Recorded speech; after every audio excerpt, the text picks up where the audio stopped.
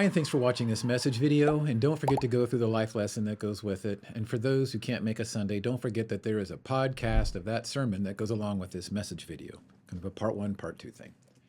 Today, we're finishing up our series called Battle Strategies, where we've been looking at the different tactics that we should employ as soldiers for Christ or as followers for Christ as we're trying to spread the good news or trying to gain ground for Christ when it comes to evangelism. So far, what we've covered in this series is what it means to suit up, or in other words, what it means to be mentally prepared to go into battle. And we've talked about sharpening our iron, which means to be practicing with others, learning the things of God about faith and endurance and love and perseverance. And then we talked about what does it look like to stand our ground or to represent Christ as commissioned soldiers for him, knowing that he's going to give us what it is that we need to say in the moment, so not to be afraid, not to run, to stay and stand our ground. However, there are times when the tactic that we are supposed to employ is to not stay. It is to turn, it is to flee, and it is to run. For instance, look at what it is that Paul said to Timothy, a disciple of his, a soldier that he was training about this. 1 Timothy 6, 9 through 11. But people who long to be rich fall into temptation and are trapped by many foolish and harmful desires that plunge them into ruin and destruction. For the love of money is the root of all kinds of evil, and some people craving money have wandered from the true faith and pierced themselves with many sorrows. But you, Timothy, are a man of God, so run from all these evil things. Pursue righteousness and a godly life, along with faith, love, perseverance, and gentleness.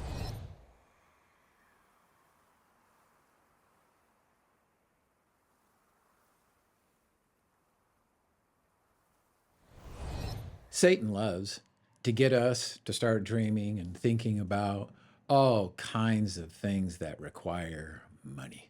I can remember as a kid getting the publisher's clearinghouse sweepstakes letter in the mail, and I was certain that Ed McMahon was someday going to knock on my door. And boy, howdy, we were going to have an arcade room.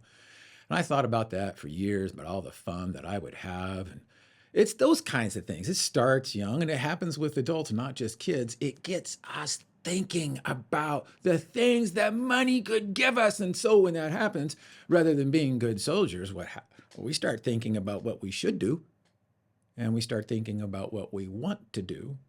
And this is what Paul was talking about. So a big part of being a good soldier for God is knowing when to stand and fight a spiritual battle and when to run. And when it comes to Satan's temptations associated with those financial things, those are some of the spiritual battles that we're supposed to run from, to flee from, instead to pursue righteousness. So one of the things that all of us should be thinking about as soldiers for God or as followers for Christ is, what does that really look like in our lives practically? What does it look like to run from the temptation of money that Satan is strategically using to throw in front of us to distract us from being good soldiers? What does that look like? To flee from some sort of a pursuit of money and instead righteousness.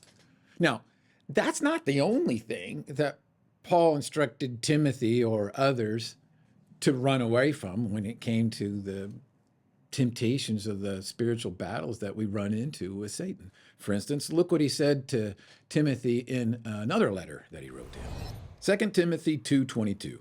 Run from anything that stimulates youthful lusts. Instead, pursue righteous living, faithfulness, love, and peace. Enjoy the companionship of those who call on the Lord with pure hearts.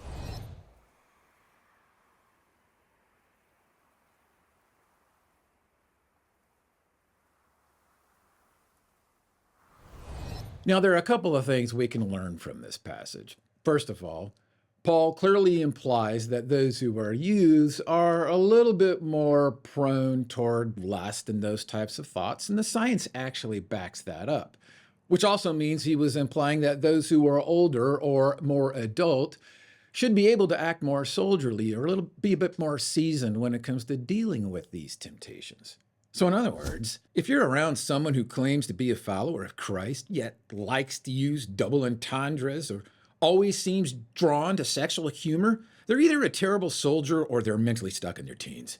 Second, we learned that good soldiers, adult soldiers, developed soldiers, they don't mentally embrace people who have that type of a mentality, that promiscuous type of sexual oriented mentality where everything is always about pleasure. They try to stay away from people. They may try to help them, but they try to stay away from people like that. And this wasn't just something that Paul said to Timothy as a good soldier or like a son to him. This is something that he wrote to everybody within the church. For instance, look what it is that he wrote to the churches in Corinth. 1 Corinthians 6:18-20. Run from sexual sin. No other sin so clearly affects the body as this one does. For sexual immorality is a sin against your own body. Don't you realize that your body is the temple of the Holy Spirit who lives in you and was given to you by God? So you do not belong to yourself, for God bought you with a high price. So you must honor God with your body.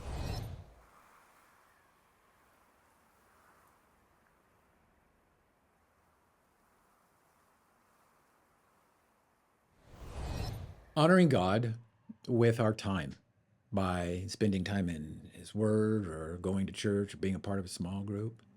Or honoring God with our talents and our abilities by utilizing skills for music capabilities or administrative capabilities or like with kids or stuff like that, leading.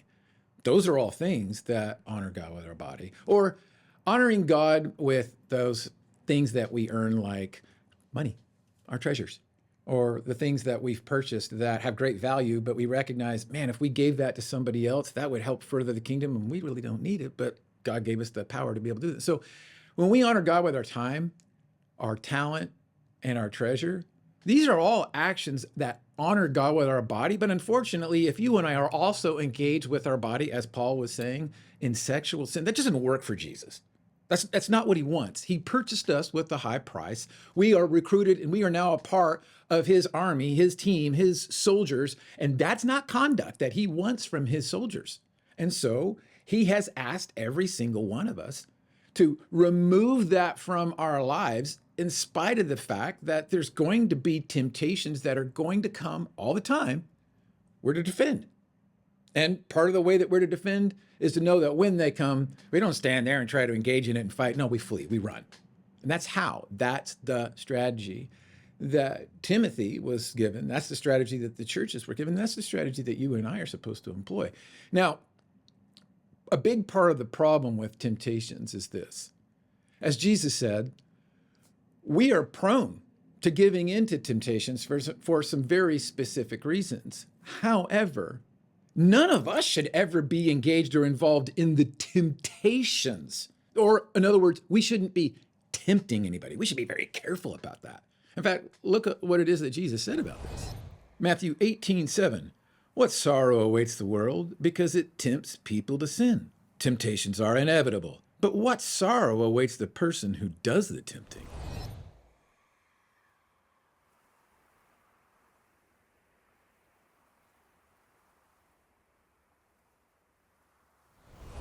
The reason why temptations are inevitable is because you and I have a sin nature.